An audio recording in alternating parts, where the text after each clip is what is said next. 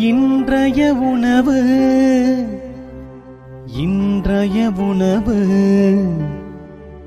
இன்றைய உணவு.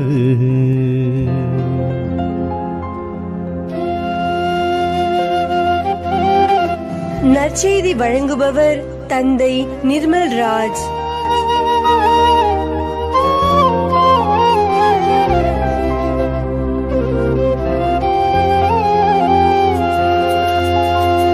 இயேசுவில் பிரியமுள்ள சகோதர சகோதரிகளே, உங்கள் அனைவருக்கும் இயேசுவின் பெயரால் வாழ்த்துக்களையும் ஜபங்களையும் அன்போடு தெரிவித்துக் கொள்கின்றேன்.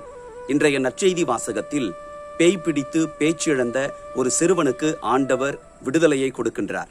அந்த சிறுவனுடைய தந்தை இயேசுவினிடத்தில் வந்து, இந்த மகனை, பேய் பிடித்த என் மகனை உம்முடைய சீடர்களிடம் அழைத்து வந்தேன், அவர்களால் ஓட்ட இயலவில்லை என்று சொன்ன பொழுது ஆண்டவர் சீடர்களை கடிந்து கொள்ளுகிறார். அந்த சிறுவனை அழைத்து ஆண்டவர் இயேசு அவனுக்கு விடுதலையை கொடுக்கிறார். அன்பிற்குரியவர்களை, இந்த வகையான பேயை ஏன் ஓட்ட முடியவில்லை சீடர்களால் என்பதற்கான காரணத்தையும் ஆண்டவர் நற்செய்தியினுடைய இறுதி வசனத்திலே குறிப்பிடுகிறார். இவ்வகை பேய் இறை வேண்டலினாலும் நோன்பினாலும் அன்றி வெளியேறாது என்று குறிப்பிடுகிறார். அன்பிற்குரியவர்களே, நம்முடைய வாழ்க்கையில் இந்த 2 காரியங்களும் மிக மிக முக்கியம். ஒன்று இறை வேண்டல், இரண்டாவது நோன்பு. இன்றைக்கு நம்மிலே பெரிய அறிவாளிகளைப் போல பேசுகிறவர்கள் எல்லாம் உண்டு. கடவுள் அற்புதத்தை செய்கிறார், வல்ல செயல்களை செய்யக்கூடியவர் அவர், பலருடைய வாழ்க்கையிலும் அநேக அற்புதங்களை செய்கிறவராக இருக்கிறார், எனவே நீங்களும் அற்புதங்களை பெற்றுக்கொள்ள முடியும் என்கின்ற செய்தி அப்படிப்பட்ட அறிவாளிகளின் காதுகளிலே இன்றைக்கும் ஒலிக்கப்படுகிறது. மறையுரைகளின் வழியாக, திருச்சபையின் எழுத்து படிவங்களின் வழியாக, குருக்களின் வழியாக, ஆன்மீக வாழ்க்கையிலே நம்மை வழி நடத்துகிறவர்களின் வழியாக ஆண்டவரின் வல்லமை போதிக்கப்பட்டு கொண்டுதான் இருக்கிறது. ஆனால் நம்மிலே பலரும் கொஞ்சம் படித்துவிட்டால், கொஞ்சம் அதிகமான உலக பிரகாரமான அறிவில மேலோங்கியவர்களாக இருந்தால், அதெல்லாம் சாதாரணமாக நடக்கக்கூடிய காரியம்தான் என்று சொல்லி ஆண்டவரின் வல்லமையை கொச்சைப்படுத்துகிறார்கள். தங்களை பெரியவர்களாக காட்டிக்கொள்வதற்காக, தங்களுடைய அறிவு பெரியது என்பதை காட்டிக்கொள்வதற்காக ஆன்மீக போதனைகளை எல்லாம் கேட்கிற பொழுது எப்பொழுதுமே எதிர்மறை கருத்துக்களை பதிவு செய்கிறவர்களாக இருக்கிறார்கள். கிறிஸ்தவர்கள் தான். அப்படிப்பட்டவர்களின் வாழ்க்கையில எப்படி அற்புதம் நடக்கும், எப்படி கடவுள் அவர்களை ஆசீர்வதிப்பார் என்பதை இந்த நாளிலே நாம் சிந்தித்து பார்க்க வேண்டும். காரணம், இறை வேண்டல் செய்ததுண்டா?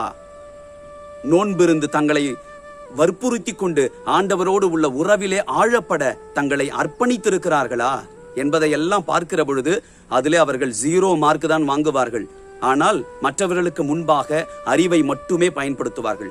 தாங்கள் படித்த பிலாசபி, தாங்கள் படித்த தத்துவங்கள், அங்கும் இங்கும் தெரிந்து கொண்ட தவறான போதனைகள், எதிர்மறையான சிந்தனைகளை கொண்டுதான் வாதிடுவார்கள். அன்பானவர்களே, நம்முடைய இறையியல் மிகவும் எளிமையான இறையியல், நம்பிக்கை. ஆண்டவரை நம்பினால் போதும், அவரோடு உள்ள உறவில் ஆழப்பட்டால் போதும். ஆண்டவரால் எல்லாம் இயலும் என்று மறைநூல் நமக்கு சொல்லுகிறது. அந்த ஆண்டவரால் எல்லாவற்றையும் செய்ய முடியும் என்று நம்புவதே மிகப்பெரிய இறையியல். ஆண்டவர் நம்முடைய வாழ்க்கையில் செயல்படுகிறார் என்பதற்கான அடையாளம்தான். எங்கள் அன்பான ஆண்டவரே, இந்த நாளுக்காக நாங்கள் உமக்கு நன்றி செலுத்துகிறோம். ஆண்டவரே, எங்களுடைய அறிவு அல்ல, நாங்கள் படித்த படிப்பு அல்ல, நாங்கள் எங்கள் திறமையினால் சாதிக்கின்ற காரியங்கள் அல்ல, சாதாரணமாக உம்மோடு பேசுவது, ஜெபத்திலே இணைவது, எங்களை வற்புறுத்தி கொண்டு உம்மோடு உள்ள உறவிலே ஆழப்படுவது, அதற்காக நாங்கள் பயன்படுத்துகின்ற சின்ன சின்ன ஜெப முறைகள் தான் எங்களுக்கு உம்முடைய பெரிய வல்லமையை உணர முடியும் என்கின்ற பாடத்தை எங்களுக்கு சொல்லிக் கொடுப்பீராக.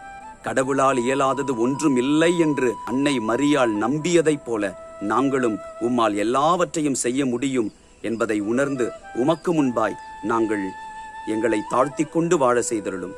இயேசுவின் நாமத்தில் ஜெபிக்கின்றோம் பிதாவே.